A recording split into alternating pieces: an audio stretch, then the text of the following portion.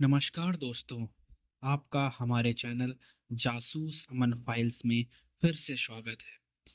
तो आज हम देखने वाले हैं जासूस अमन और उसके सहयोगी पिद्दू सिंह का एक नया केस। तो चलिए बिना देरी के शुरू करते हैं आज का हमारा नया केस। हमारे दफ्तर में करीब रात के 9 बज रहे थे। बाहर मूसलाधार बारिश और बादलों की गड़गड़ाहट की आवाज़ आ रही थी। और कहते हैं कि जब दिल्ली में बारिश होती है तो ये शहर रोता हुआ लगता है। खासकर पुरानी दिल्ली की गलियां, कीचड़, अंधेरा और उलझे हुए बिजली के तार।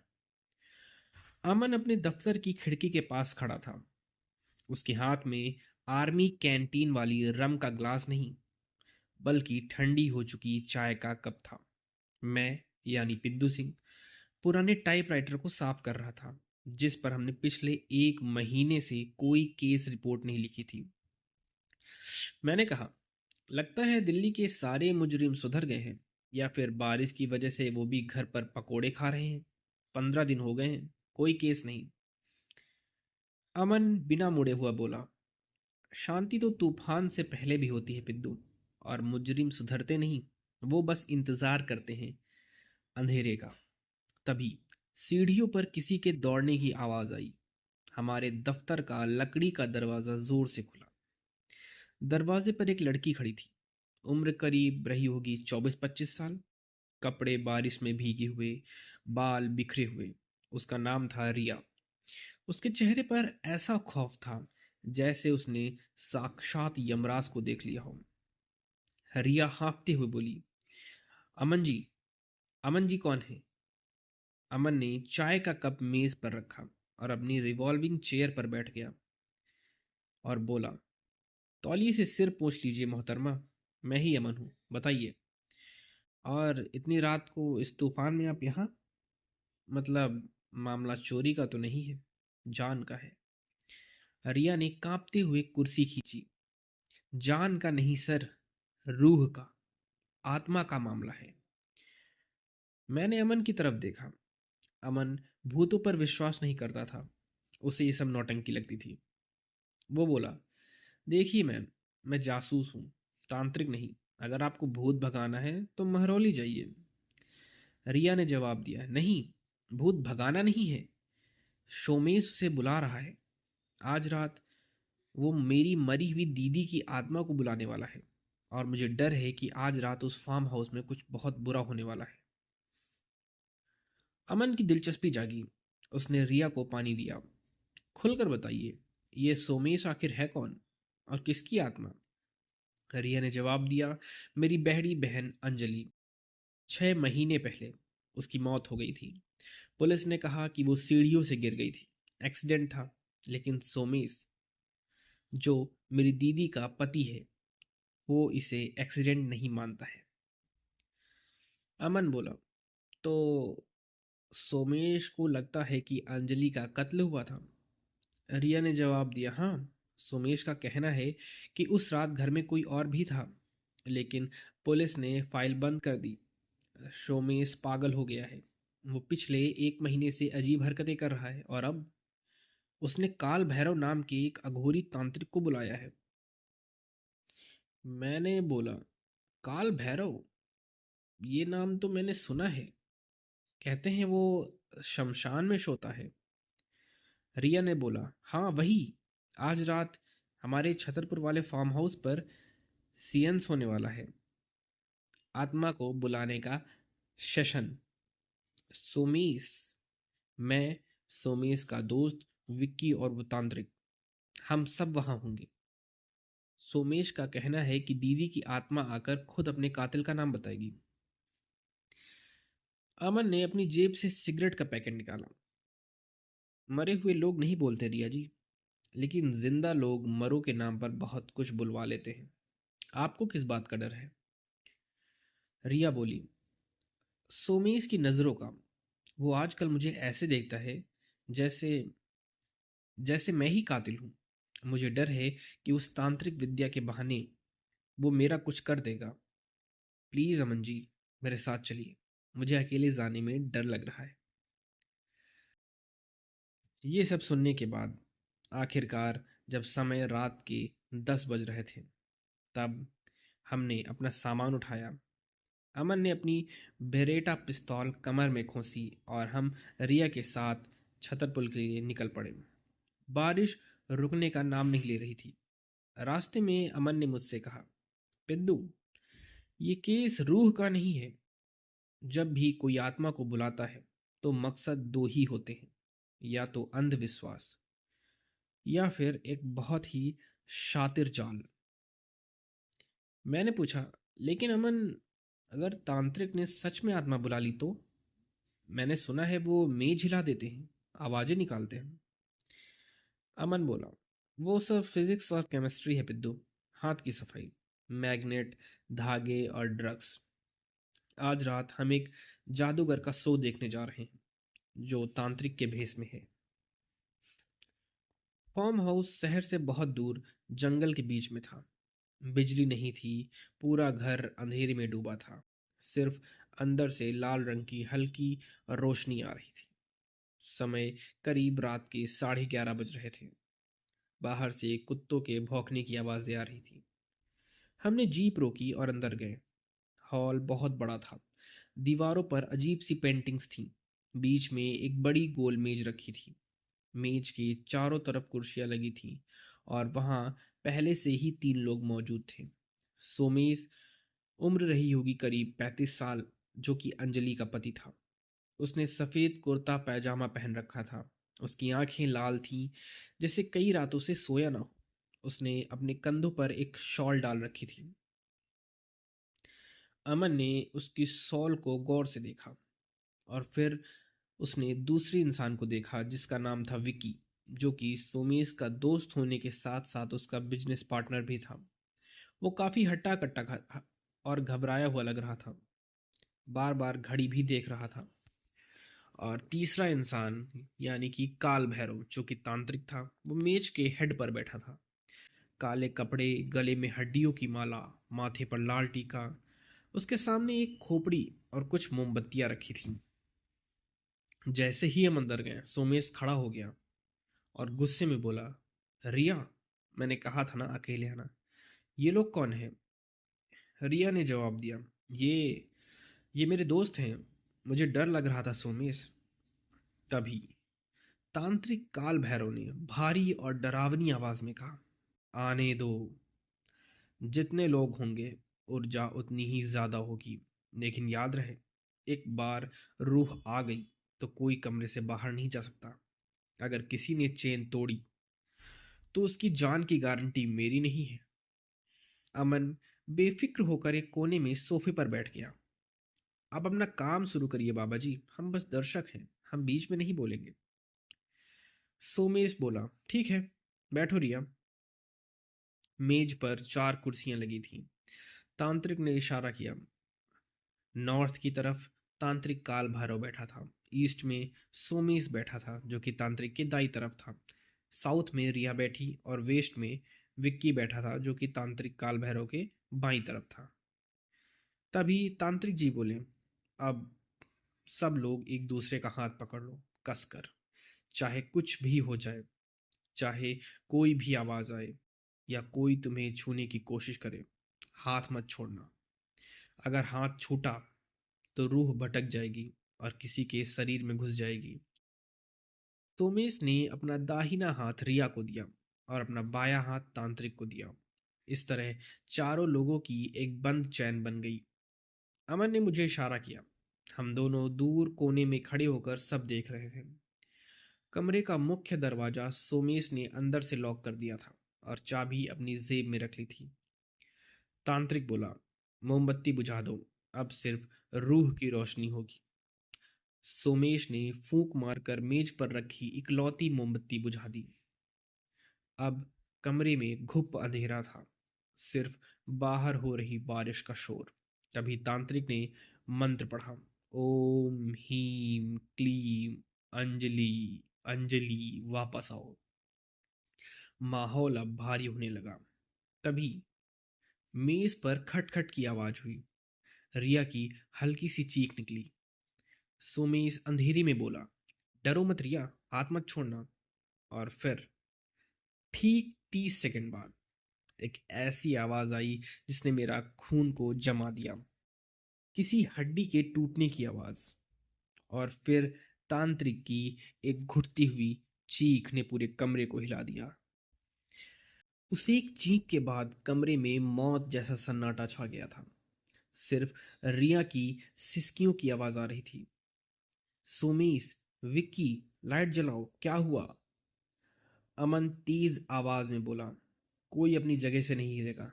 पिद्दू, टॉर्च जलाओ। मैंने कांपते हाथों से अपनी जेब से टॉर्च निकाली और बटन दबाया। रोशनी की एक पतली लकीर अंधेरे को चीरती हुई सीधे मेज पर गई। टॉर्च की रोशनी तांत्रिक काल भैरव पर पड़ी। नजारा देखकर मेरा कलेजा मुंह को आ गया। तांत्रिक अपनी कुर्सी पर सीधा बैठा था। उसके हाथ अभी भी मेज पर थे, लेकिन उसका सिर उल्टा था। उसका चेहरा उसकी पीठ की तरफ देख रहा था। आंखें फटी हुई थी, जुबान बाहर लटकी हुई थी। किसी ने उसकी गर्दन को कपड़े की तरह निचोड़ दिया था। रिया चीखते हुए बोली, नहीं, नहीं। और फिर अपनी कुर्सी से गिर पड़ी और पीछे खिसकने लगी। विक्की उल्टियां करने लगा। हे भगवान, ये क्या है? ये किसने करा? और सोमेश, सोमेश का चेहरा पत्थर जैसा सफेद था। वो बस लाश को घूरे जा रहा था और बोला, आत्मा, अंजलि की आत्मा, वो आई थी, उसने ही इसे मारा है। अमन तुरंत लाश के पास पहुंचा। उसने तांत्रिक की नब्ज चेक करने की भी जहमत नहीं उठाई। मौत साफ थी। अमन ने अपनी जेब से रुमाल निकाला और तांत्रिक की मुड़ी हुई गर्दन को छुआ। वो बोला, गर्दन की हड्डी पूरी तरह टूट चुकी है। इसे करने के लिए किसी सांड जैसे ताकत की जरूरत होती है, और सबसे जरूरी, दोनों हाथों की। अमन ने टॉर्च सोमेश के चेहरे पर मारी। सोमेश, तुमने हाथ छोड़ा था? सोमेश हकलाते हुए बोला, नहीं, कसम से। मेरा बायां हाथ तांत्रिक के हाथ में था और दाहिना हाथ रिया के हाथ में। मैंने एक पल के लिए भी पकड़ ढीली नहीं की। अमन ने विक्की की तरफ टॉर्च घुमाई। और तुम विक्की? विक्की, जो कि पसीने से लथपथ था, पसीना पोंछते हुए बोला, मैं कसम खाता हूं, मेरा हाथ भी तांत्रिक ने पकड़ा हुआ था। जब बत्ती बुझी तब भी उसका हाथ मेरे हाथ में था। जब वो चिल्लाया तब भी मेरा हाथ में ही उसका हाथ था। मैंने उसे मरते हुए महसूस किया है। मैं दौड़कर मुख्य दरवाजे पर गया। सोमेश ने उसे लॉक किया था। चाबी अभी भी सोमेश की जेब में ही थी। खिड़कियां सिटकनी से बंद थी। मैंने कहा, अमन, कोई बाहर से नहीं आया है और ना ही कोई बाहर गया है। कातिल अभी भी इसी कमरे में है। अमन ने एक सिगरेट जला ली। हालांकि वहां माहौल नहीं था, लेकिन फिर भी।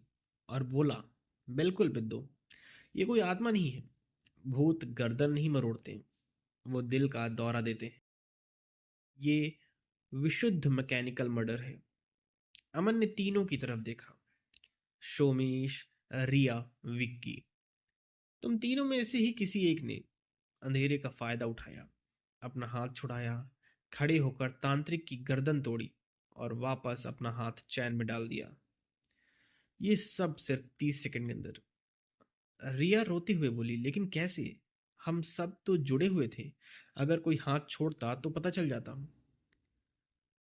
अमन ने तांत्रिक की लाश को गौर से देखा। उसने उसके हाथों को अच्छे से देखा। तांत्रिक का एक हाथ सोमेश की तरफ था और दूसरा हाथ विक्की की तरफ। अमन बोला, सोमेश, अपना बायां हाथ दिखाओ, जो तुमने तांत्रिक को पकड़ा था। सोमेश ने अपना हाथ आगे किया। अमन ने उसकी कलाई और हथेली को टॉर्च की रोशनी में देखा। वहां कुछ चमक रहा था। अमन बोला, पसीना या तेल। अमन ने उसे सूंघा। नारियल तेल की हल्की महक। फिर अमन ने विकी का हाथ चेक किया। उसका हाथ सूखा था, बस डर का पसीना था। अमन की नजर सोमेश के कंधों पर पड़ी सॉल पर गई। जब हम आए थे तो सोमेश ने शॉल ओढ़ रखी थी, लेकिन अब शॉल कुर्सी के पीछे लटकी हुई थी। अमन बोला, सोमेश, तुम्हें ठंड लग रही थी ना? शॉल क्यों उतार दी? सोमेश ने जवाब दिया। वो वो जब तांत्रिक चिल्लाया तो मैं घबरा गया, शायद गिर गई होगी। अमन बोला, या शायद उस शॉल का इस कत्ल में कोई बहुत बड़ा रोल है। अमन ने मेरी तरफ देखा और आंखों से इशारा किया, और इस इशारे का मतलब था, पिद्दू, रिवॉल्वर तैयार रखो, खेल शुरू होने वाला है। अमन बोला, पिद्दू, लाइट जलाने की कोशिश करो, मुझे इन सब के हाथों का एक डेमो देखना है। मैंने स्विच बोर्ड ढूंढा और बटन दबाया। खट! हॉल की पीली लाइट जल गई। अब खून और लाश और भी डरावनी लग रही थी। हमने पुलिस को फोन कर दिया था। अगले 20 मिनट तक उस कमरे में सिवाय बारिश के कोई और शोर नहीं था। लाश हमारे सामने पड़ी थी। सुमेश, विक्की और रिया अलग अलग कोनों में बैठे थे। कोई एक दूसरे से नजर नहीं मिला रहा था। तभी बाहर लाल नीली बत्तियां चमकी। इंस्पेक्टर राठी अपनी टीम के साथ अंदर आए। उनके साथ फॉरेंसिक वाले भी थे। राठी जी ने जैसे ही तांत्रिक की लाश देखी, उनके मुंह से सिगार गिर गया और वो बोले, हे भगवान, मैंने अपने 20 साल के कैरियर में कई मर्डर देखे हैं, लेकिन गर्दन को इस तरह, जैसे गुड़िया का सिर घुमाया हो। अमन, ये किसी इंसान का काम नहीं लग रहा। अमन ने जवाब दिया, इंसान ही सबसे खतरनाक जानवर होते हैं राठी जी। शैतान तो बस बदनाम है। अमन ने राठी को चैन, यानी कि हाथ पकड़ने वाली स्थिति के बारे में बताया। राठी जी ने सोमेश को घूर कर देखा और बोला, तो मिस्टर सोमेश, आप कह रहे हैं कि आप तांत्रिक के बगल में बैठे थे, उसका हाथ पकड़े हुए थे, उसने अपनी गर्दन तुड़वा ली और आपको पता भी नहीं चला? सोमेश चिढ़ते हुए बोला, इंस्पेक्टर, वहां अंधेरा था और तांत्रिक मंत्र पढ़ रहा था। उसका शरीर कांप रहा था। मुझे लगा वो रूह को बुला रहा है। मुझे क्या पता था कि वो मर रहा है। अमन फॉरेंसिक टीम के एक आदमी से कुछ बातें कर रहा था। फिर वो उस कुर्सी के पास गया जहां सोमेश बैठा था। कुर्सी के पीछे वो सफेद शॉल अब भी लटक रही थी। अमन ने एक पेन का इस्तेमाल करके उस शॉल को उठाया और बोला, सोमेश, ये कश्मीरी शॉल है, बहुत महंगी लगती है, लेकिन इसमें मिट्टी का तेल और रबर की गंध क्यों आ रही है? सोमेश बोला, क्या बकवास है, ये मेरी शॉल है, हो सकता है घर में रखे रखे गंध आ गई हो। अमन बोला, पिद्दू, कैंची लाओ। मैंने अमन को स्विस नाइफ दिया। अमन ने शॉल की तहों को टटोला। शॉल काफी भारी और मोटी था। अमन ने शॉल के अंदरूनी हिस्से में सिलाई को उधेड़ना शुरू किया। वहां शॉल के एक कोने में एक चोर जेब बनी हुई थी। कमरे में सबकी सांसें थम गई थी। अमन ने उस चोर जेब से कुछ बाहर खींचा। वो एक इंसानी हाथ था। रिया चीख पड़ी, लेकिन वो असली नहीं था। वो एक मोम और रबर से बना हुआ नकली हाथ था। वो देखने में बिल्कुल असली लगता था। नाखून, लकीरें, सब कुछ, यहाँ तक कि वो हल्का गर्म भी था, शायद सोमेश के शरीर की गर्मी से। अमन ने वो नकली हाथ हवा में लहराया। तो ये है वो आत्मा जो रात आई थी, क्यों सोमेश बाबू? सोमेश हकलाते हुए पसीना पोंछ रहा था। ये ये मेरा नहीं है, ये तांत्रिक ने दिया था। उसने कहा था कि ये पूजा की सामग्री है। मुझे नहीं पता था ये क्या है। अमन बोला, झूठ बोलना बंद करो सोमेश। राठी जी, जरा डेमो देखिए। अमन ने मुझे कुर्सी पर बिठाया, तांत्रिक की जगह, और खुद सोमेश की कुर्सी पर बैठा और बोला, देखिए क्या हुआ। जैसे ही लाइट गई, सोमेश ने अपने कुर्ती की आस्तीन से ये नकली हाथ निकाला। उसने अंधेरे में ये नकली हाथ अपने बगल वाले, यानी कि विक्की को पकड़ा दिया। विक्की को लगा कि वो सोमेश का हाथ पकड़ रहा है, जबकि सोमेश का असली हाथ अब आजाद था। अमन खड़ा हो गया। अब सोमेश के दोनों हाथ आजाद थे। वो खड़ा हुआ, उसने तांत्रिक के सिर को दोनों हाथों से पकड़ा और खटाक, तांत्रिक को संभलने का मौका भी नहीं मिला। राठी बोला, शानदार अमन। सोमेश, तुम्हें गिरफ्तार किया जाता है तांत्रिक की हत्या के जुर्म में। पुलिस वालों ने सोमेश को हथकड़ी लगा दी। सोमेश चिल्ला रहा था, मैंने नहीं मारा, मैंने नहीं मारा, लेकिन सबूत उसके खिलाफ थे। हमें लगा केस सॉल्व हो गया 1 घंटे के अंदर। लेकिन अमन खुश नहीं था। वो अभी भी तांत्रिक की लाश को देख रहा था। अमन बोला, रुको राठी साहब, कुछ तो गड़बड़ है। राठी बोला, क्या गड़बड़ है? हथियार मिल गया, कातिल मिल गया। अमन बोला, सोमेश का मकसद क्या था? सोमेश ने ये सेशंस क्यों रखवाए? ताकि अंजलि के कातिल का पता चले।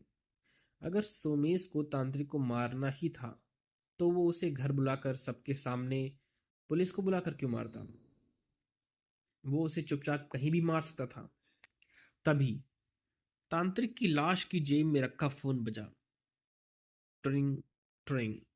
राठी जी ने लाश की जेब से फोन निकाला। स्क्रीन पर एक मैसेज आया था। मैसेज भेजने वाले का नाम सेव नहीं था, बस नंबर था। मैसेज था, काम हो गया क्या? सोमेश को डरा दिया? पैसे तुम्हारे अकाउंट में पहुंच गए हैं। अमन ने फोन राठी जी के हाथ से लिया और मैसेज पढ़ा और बोला, ओ, तो ये खेल रूह का नहीं, ब्लैकमेलिंग का था।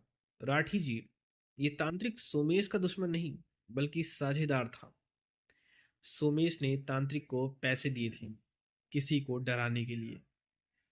अमन ने सोमेश की तरफ देखा। सोमेश, सच बता दो, वरना मर्डर का चार्ज तो लग ही चुका है। तुमने तांत्रिक को क्यों बुलाया था? तुम किसे डराना चाहते थे? क्या तुम रिया को डराना चाहते थे? सोमेश की आंखों में अब आंसू आ गए। वो बोला, हाँ, मैंने ही तांत्रिक को बुलाया था नाटक करने के लिए। मैं चाहता था कि आत्मा का नाटक करके हम रिया के मुंह से सच उगलवाएं। मुझे शक था कि अंजलि को रिया ने मारा है, जायदाद के लिए। रिया चौंकते हुए बोली, क्या? जीजा जी, आप क्या कह रहे हैं? सोमेश बोला, नाटक मत करो रिया, लेकिन मैंने तांत्रिक को नहीं मारा। जब लाइट गई तो तांत्रिक जिंदा था। मैंने तो सिर्फ डराने का प्लान बनाया था, मारने का नहीं। किसी और ने अंधेरे का फायदा उठाया है इंस्पेक्टर। इस कमरे में कोई तीसरा भी है जिसने तांत्रिक को मारा, ताकि वो मेरा नाम ना ले सके। समय करीब रात के 12:30 बज रहे थे। तूफान का शोर अब थोड़ा कम हो चुका था, लेकिन हॉल में तनाव लगातार बढ़ता ही जा रहा था। इंस्पेक्टर राठी सोमेश को हथकड़ी लगा चुके थे। सोमेश रो रहा था, लेकिन अमन की नजर अब विक्की पर थी। विक्की, जो कि सोमेश का दोस्त था, अभी भी अपनी कुर्सी पर बैठा कांप रहा था। अमन विक्की के पास गया और उसके कंधे पर हाथ रखा। विक्की भाई, एक छोटी सी उलझन है। सोमेश ने माना कि उसने नकली हाथ का इस्तेमाल किया। उसने अंधेरे में वो रबर का हाथ में पकड़ाया था, है ना? विक्की घबराते हुए बोला, हाँ, हाँ, उसने मुझे पकड़ाया था। अमन बोला, तुमने उस हाथ को पूरे 30 सेकंड तक पकड़े रखा। इंसानी हाथ गर्म होता है, उसकी नब्ज चलती है। रबर का हाथ ठंडा और बेजान होता है। मैं पता नहीं चला कि तुम एक खिलौना पकड़े बैठे हो। तुमने शोर क्यों नहीं मचाया? विक्की बोला, मैं मैं डर गया था। अंधेरा था, मेरा हाथ पसीने से गीला था, मुझे कुछ समझ नहीं आया। अमन बोला, डर, मैं सहमति। मुझे लगता है विक्की, तुम्हें पहले से पता था कि सोमेश नकली हाथ का इस्तेमाल करने वाला है। तुम इस नाटक में सोमेश के साथ मिले हुए थे। तभी मैंने कमरे के कोने में रखा तांत्रिक का झोला पलटना शुरू किया। उसमें से अगरबत्ती, राख और हड्डियों के अलावा एक डायरी और कुछ कागज मिले। मैं बोला, अमन, यहाँ देखना। मैं एक कागज लेकर अमन के पास गया। ये एक बैंक चेक था, 5 लाख रुपए का। अमन ने चेक हाथ में लिया और टॉर्च की रोशनी में देखा। चेक तांत्रिक काल भैरव के नाम पर था, लेकिन उस पर साइन सोमेश के नहीं थे। अमन बोला, अरे वाह, चेक पर साइन है विक्रमजीत सिंह, यानी विक्की के। अमन ने चेक विक्की के चेहरे के सामने लहराया। क्यों विक्की बाबू, सोमेश ने तांत्रिक को पैसे दिए थे रिया को डराने के लिए। तुमने तांत्रिक को 5 लाख रुपए किस लिए दिए थे? भूत को टिप देने के लिए? ये सुनते ही कमरे में सन्नाटा छा गया। सोमेश ने भी चौंका हुआ चेहरा विक्की की तरफ घुमाया और बोला, विक्की, तूने इसे पैसे दिए थे, लेकिन क्यों? अमन बोला, मैं बताता हूँ क्यों। राठी जी, ये तांत्रिक एक डबल एजेंट था। ये दोनों तरफ से खेल रहा था। सोमेश ने इसे पैसे दिए ताकि ये बोले अंजलि का कत्ल रिया ने किया है, और विकी ने इसे ज्यादा पैसे दिए थे ताकि ये बोले अंजलि का कत्ल सोमेश ने किया है। विक्की का चेहरा अब पीला पड़ गया। वो खड़ा हो गया और बोला, ये झूठ है। मैं बस मैं बस सच जानना चाहता था। अमन बोला, सच नहीं, बिजनेस। मैंने अंजलि के केस की पुरानी फाइल पढ़ी थी। अंजलि की मौत के बाद उसकी सारी प्रॉपर्टी और कंपनी के शेयर सोमेश को मिले। अगर सोमेश मर्डर के इल्जाम में जेल चला जाता तो कंपनी का अकेला मालिक कौन बनता? तुम विक्की, तुम। अमन ने तांत्रिक की लाश की तरफ इशारा करते हुए कहा, लेकिन लगता है तांत्रिक लालची हो गया था। शायद आज रात वो कुछ ऐसा बोलने वाला था जो तुम्हारे प्लान के खिलाफ था, या शायद उसने तुमसे और पैसे मांग लिए थे। विक्की भागने के लिए दरवाजे की तरफ मुड़ा, लेकिन हवलदार ने उसे रोक लिया। अमन विक्की के करीब गया और उसका दाहिना हाथ जबरदस्ती ऊपर उठाया और बोला, राठी जी, इसकी कलाई घड़ी तो देखिए। विकी ने एक भारी डायल वाली मेटल की घड़ी पहन रखी थी। घड़ी का कांच चटका हुआ था, उसमें दरारें थी। अमन ने पूछा, ये कांच कैसे टूटा विकी? विक्की ने जवाब दिया, वो आते वक्त जीप में लग गया होगा। अमन बोला, जीप में या तांत्रिक की गर्दन पर? अमन तांत्रिक की लाश के पास गया। तांत्रिक के गले में रुद्राक्ष की मोटी माला थी। अमन ने माला को गौर से देखा और बोला, राठी जी, यहाँ देखिए। रुद्राक्ष के मनकों के बीच में कांच के बारीक टुकड़े फंसे हुए। राठी बोला, ओ माय गॉड। अमन बोला, जब अंधेरा हुआ सोमेश ने तुम्हें नकली हाथ पकड़ाया। उसे लगा तुम उसके साथ हो, लेकिन तुमने उस मौके का फायदा उठाया। तुम्हारे दोनों हाथ आजाद थे क्योंकि तुम जानते थे कि सोमेश का हाथ नकली है, वो तुम्हें पकड़ नहीं सकता। तुम खड़े हुए, तुमने तांत्रिक की गर्दन पकड़ी और पूरी ताकत से मरोड़ दी। इस हाथापाई में तुम्हारी घड़ी तांत्रिक की रुद्राक्ष माला से टकराई और टूट गई। विक्की घुटनों के बल गिर गया और बोला, हाँ हाँ, मैंने ही मारा है उसे। वो ब्लैकमेलर था। उसने मुझसे 5 लाख ले लिए थे। उसने कहा था कि वो रूह की आवाज में सोमेश का नाम लेगा। लेकिन आज शाम, ये सेशन शुरू होने से पहले, उसने मुझसे और 10 लाख मांगे। उसने कहा, अगर पैसे नहीं दिए तो मैं सबके सामने बोल दूंगा कि विकी ने मुझे घूस दी है और तुम्हारा ही नाम लूंगा। मेरे पास कोई रास्ता नहीं था। मुझे पता था सोमेश नकली हाथ वाला ड्रामा करने वाला है। मैंने बस उस अंधेरे का फायदा उठाया। सोमेश हैरान था। विक्की, तुमने मेरे साथ ऐसा क्यों किया? मेरी बीवी की मौत का तमाशा बनाया? तभी राठी बोला, ले जाओ इसे तांत्रिक के मर्डर केस में। पुलिस विक्की को ले जाने लगी। केस लगभग सुलझ गया था। तांत्रिक का कातिल मिल गया था, लेकिन अमन, वो अभी भी अपनी जगह से नहीं हिला था। वो रिया को देख रहा था। रिया कोने में खड़ी थी, चुपचाप। उसके चेहरे पर अब राहत थी। अमन बोला, रुको राठी जी, जीप मत स्टार्ट करना। मैंने पूछा, क्या हुआ अमन? विक्की ने जुर्म कबूल कर लिया। तांत्रिक मर गया, केस खत्म तो हो गया ना? अमन बोला, तांत्रिक का केस खत्म पिद्दू, लेकिन हम यहाँ अंजलि की आत्मा के लिए आए थे। सोमेश बेगुनाह है, उसने नहीं मारा उसे। विक्की बिजनेस के लिए सोमेश को फंसा रहा था। मतलब विक्की ने भी अंजलि को नहीं मारा तो फिर अंजलि को सीढ़ियों से धक्का दिया किसने? अमन ने रिया की तरफ कदम बढ़ाए। क्यों रिया जी, आप तो अपनी बहन से बहुत प्यार करती थी, है ना? फिर जब विक्की ने कबूल किया कि वो सोमेश को फंसाना चाहता था, तो आपके चेहरे पर गुस्सा नहीं, मुस्कुराहट क्यों थी? जरा हमें भी तो बताइए। समय करीब रात के 1 बज रहे थे। बारिश अब रिमझिम हो गई। पुलिस विक्की को बाहर ले जा चुकी थी। उसने विकी को पुलिस जीप में बिठा दिया गया था।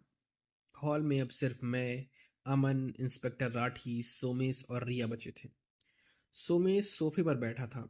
उसका सिर झुका हुआ था। वो पूरी तरह से टूट चुका था। वो बड़बड़ा रहा था, मेरा दोस्त, मेरा पार्टनर, उसने मुझे फंसाने की कोशिश की। मतलब अंजलि को भी शायद उसी ने मारा होगा। अमन ने सोमेश के पास वाली टेबल से पानी का जग उठाया और एक गिलास पानी भरा। नहीं सोमेश, विकी लालची था, कातिल नहीं। उसने तांत्रिक को इसलिए मारा क्योंकि वो फंसने से डर गया था। लेकिन अंजलि की मौत, वो लालच का नतीजा नहीं थी, वो जुनून का नतीजा था। अमन ने पानी का ग्लास सोमेश को नहीं बल्कि रिया की तरफ बढ़ाया। लीजिए रिया जी, गला सूख गया होगा आपका। रिया ने घबराते हुए पानी लिया। अमन की नजरें रिया के चेहरे से हट नहीं रही थी। वो बोला, सोमेश, एक बात बताओ, तुम्हें रात को अंजलि की पायल की आवाज आती थी, तुम्हें लगता था कि घर में कोई चल रहा है? सोमेश बोला, हाँ मंजी, रोज रात को मुझे मोगरा के इत्र की खुशबू भी आती थी। अंजलि को मोगरा बहुत पसंद था। अमन बोला, और ये सब कब से शुरू हुआ? अंजलि की मौत के ठीक बाद, जब से तुमने डिप्रेशन की दवाइयां खानी शुरू की तब से? सुमित बोला, हाँ, रिया ने मुझे एक डॉक्टर को दिखाया था, वही मुझे रोज रात को दवाई देती है। अमन बोला, पिद्दू, सोमेश के कुर्ती की जेब करो, दवाई की सीसी होगी। मैंने सोमेश की जेब से एक छोटी प्लास्टिक की डिब्बी निकाली। अमन ने उसे खोलकर सूंघा और अपनी जीभ पर एक गोली रखकर टेस्ट किया और बोला, कड़वी तो है। राठी जी, ये एंटी डिप्रेसेंट नहीं है, ये एक भ्रम पैदा करने वाली दवा का हाई डोज है, एलएसडी या धतूरे का अर्क। इन्हें खाने के बाद इंसान को वो चीजें दिखाई और सुनाई देती हैं जो असलियत में है ही नहीं। सोमेश ने झटके से अपना सिर उठाया, क्या? रिया मुझे जहर दे रही थी? अमन रिया के करीब गया। रिया पीछे हटकर दीवार से सट गई। तभी अमन बोला, रिया जी, जब हम कार में आ रहे थे तब बारिश की वजह से मुझे पता नहीं चला, लेकिन अब जब आप सूखी हैं, आपके कपड़ों से एक बहुत ही भीनी भीनी खुशबू आ रही है। लगता है मोगरा है, वही खुशबू जो सोमेश को अंजलि की आत्मा के आने पर महसूस होती थी। अजीब बात है ना, आप अपनी मरी हुई बहन का पसंदीदा इत्र लगाकर घूम रही हैं। रिया चिल्लाकर बोली, ये मेरी मर्जी है, मैं कौन सा इत्र लगाऊं, इससे साबित क्या होता है? अमन बोला, इससे ये साबित होता है रिया जी कि इस घर में कोई भूत नहीं था, वो आप थी। सोमेश को दवाई देकर बेहोश करना, फिर मोगरा छिड़कना, पायल पहनकर रात को चलना। आप सोमेश को पागल साबित करना चाहती थी। सोमेश खड़ा हो गया। उसकी आंखों में अब डर नहीं, गुस्सा था। वो बोला, रिया, क्यों? मैं तो तुम्हें अपनी छोटी बहन मानता था। अमन बोला, यही तो समस्या थी सोमेश, बहन। रिया आपको जीजा नहीं, अपना प्यार मानती थी। अमन ने रिया की आंखों में देखा। क्यों रिया, कॉलेज के दिनों से आप सोमेश को पसंद करती थी, है ना? लेकिन सोमेश ने अंजलि को चुना, आपकी बड़ी बहन को। आपको लगा कि अंजलि ने आपसे आपका प्यार छीन लिया। रिया की आंखों से आंसू बहने लगे। उसका चेहरा बदल गया। अब वो बेचारी नहीं, बल्कि एक खौफनाक लड़की लग रही थी। वो बोली, हाँ, मैंने प्यार किया था इससे। अंजलि को तो बस इसके पैसों से प्यार था, लेकिन मैं इसकी परवाह करती थी। लेकिन इसने मुझे कभी देखा ही नहीं, बस हमेशा अंजलि, अंजलि। हॉल में रिया की आवाज गूंज रही थी। वो बोली, उस रात 6 महीने पहले अंजलि और सोमेश का झगड़ा हुआ था। सोमेश घर से बाहर चला गया। अंजलि सीढ़ियों पर खड़ी रो रही थी। मैं वहां गई। मैंने उसे समझाया नहीं, मैंने बस उसे धक्का दे दिया। ये सुनते ही सब सन्न रह गए। रिया, जो कि पागलों की तरह हंस रही थी, आगे बोली। वो लुढ़कती हुई नीचे गई। उसकी गर्दन टूट गई। मुझे लगा अब रास्ता साफ है, अब सोमेश मेरा हो जाएगा। लेकिन नहीं, अंजलि मरने के बाद भी इसका पीछा नहीं छोड़ रही थी। सोमेश दिन रात उसी को याद करता रहता था। मुझे नफरत हो गई थी अंजलि की यादों से। तभी अमन बोला, और इसीलिए तुमने सोमेश को पागल करने का प्लान बनाया, ताकि सोमेश पागल खाने चला जाए या आत्महत्या कर ले, ताकि अगर वो तुम्हारा ना हो सके तो अंजलि का या फिर उसकी यादों का भी ना रहे। राठी जी ने हथकड़ी निकाली और रिया की तरफ बढ़े। रिया, अंजलि के मर्डर और सोमेश को ड्रग्स देने के जुर्म में आपको गिरफ्तार किया जाता है। रिया ने भागने की कोशिश नहीं की, वो बस सोमेश को घूर रही थी। वो बोली, सोमेश, मैंने ये सब तुम्हारे लिए किया, ताकि तुम उस मरे हुए बोझ से आजाद हो सको। तुम मेरे प्यार को कभी नहीं समझ पाए। सोमेश ने अपना मुंह फेर लिया और बोला, ले जाइए इसे इंस्पेक्टर, मैं इसकी शक्ल भी नहीं देखना चाहता हूँ। समय अब करीब रात के 2 बज रहे थे। बारिश अब पूरी तरह जा चुकी थी। सिर्फ टपकते पानी की आवाज, पुलिस जीप के जाने की आवाज। पुलिस की 2 जीपें वहां से निकल चुकी थी। एक जीप में विक्की था, लालच का कैदी, और दूसरी जीप में रिया थी, जो कि थी जुनून की कैदी। और पीछे छूट गया तो बस सोमेश अकेला। सोमेश पोर्च की सीढ़ियों पर बैठा था। उसका सफेद कुर्ता मिट्टी में सन चुका था। जिस घर में वो अपनी पत्नी के कातिल को ढूंढने आया था, वहां उसे पता चला कि उसके सबसे करीबी लोग ही उसके दुश्मन थे। अमन ने अपनी सिगरेट जलाई और सोमेश के पास बैठ गया और बोला, सोमेश भाई, सिगरेट पियोगे? सोमेश खाली नजरों से अमन को देख रहा था और बोला, सब खत्म हो गया अमन जी। विक्की मेरे बचपन का दोस्त था। रिया, उसे मैं अपनी बहन जैसा मानता था। अंजलि चली गई थी, अब ये भी चले गए। मेरे पास क्या बचा? सिर्फ ये पागलपन। अमन बोला, पागलपन नहीं सोमेश, सच्चाई। तुम्हारे पास अब वो सच्चाई है जिसके लिए तुम तड़प रहे थे। दर्द है, मैं मानता हूं, लेकिन अब तुम्हें रात को वो पायल की आवाजें नहीं आएंगी। अब तुम्हें डरने की जरूरत नहीं है। भूत मर चुके हैं सोमेश, अब तुम्हें जिंदा रहना है। सोमेश ने एक गहरी सांस ली और आसमान की तरफ देखा। शायद आप सही कह रहे हैं। आज रात अंजलि की रूह नहीं आई, लेकिन उसका इंसाफ जरूर आया। हम वापस अब दरियागंज की तरफ लौट चुके थे। सड़कें वीरान थीं। दिल्ली की हवा धुली धुली सी लग रही थी। मैंने अमन से बोला, अमन, एक बात समझ नहीं आई, रिया ने सोमेश को पागल करने के लिए इतना लंबा ड्रामा क्यों किया? वो सोमेश को सीधे मार भी तो सकती थी। अमन स्टेयरिंग व्हील को घुमाते हुए बोला, मारना आसान होता बिद्दू, लेकिन किसी के दिमाग पर कब्जा करना बहुत मुश्किल होता है। रिया सोमेश को मारना नहीं चाहती थी, वो बस उसे अपना बनाना चाहती थी। वो चाहती थी कि सोमेश अंजलि को भूल जाए, और जब सोमेश नहीं भूला तो रिया ने सोमेश की याददाश्त को ही मिटाने की कोशिश की। इंसानी दिमाग बहुत अजीब जगह है बिद्दू। यहाँ प्यार और नफरत के बीच की लकीर बहुत पतली होती है। मैं बोला, और वो तांत्रिक? वो तो बेचारा मुफ्त में मारा गया। अमन ने जवाब दिया, मुफ्त में नहीं, लालच में। अगर वो डबल गेम नहीं खेलता तो शायद जिंदा होता। उसने भूतों का सौदा किया था, लेकिन उसे इंसानी शैतानों से पाला पड़ गया। हम दफ्तर पहुंचे। मैंने केतली चढ़ा दी। अमन ने अपना कोट उतार कर खूंटी पर टांगा और अपनी कुर्सी पर धंस गया। खिड़की से सुबह की पहली किरण आ रही थी। समय वही करीब सुबह के 5 बज रहे थे। अमन बोला, पिद्दू, टाइपराइटर निकालो, केस क्लोज करते हैं। मैंने पन्ना लगाया। खट खट खट। अमन बोला, केस आत्मा का खेल, क्लाइंट सोमेश खन्ना और रिया। परिणाम, 2 गिरफ्तारियां, 1 मौत। और निष्कर्ष, निष्कर्ष लिखो। अक्सर लोग कहते हैं कि मरने वाले वापस नहीं आते, जो कि गलत है। मरने वाले कभी जाते ही नहीं, वो हमारे ज़मीर में जिंदा रहते हैं।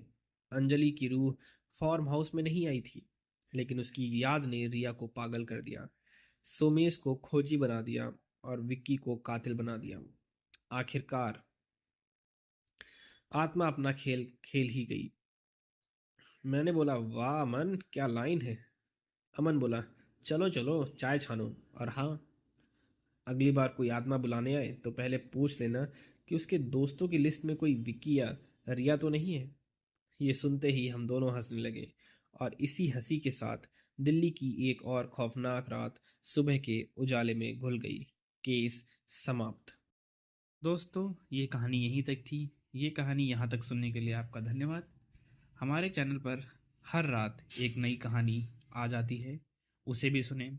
और आप हमारे चैनल को सब्सक्राइब करें, वीडियो लाइक करें। और यहाँ तक कहानी सुनने के लिए आपका धन्यवाद। शुभ रात्रि।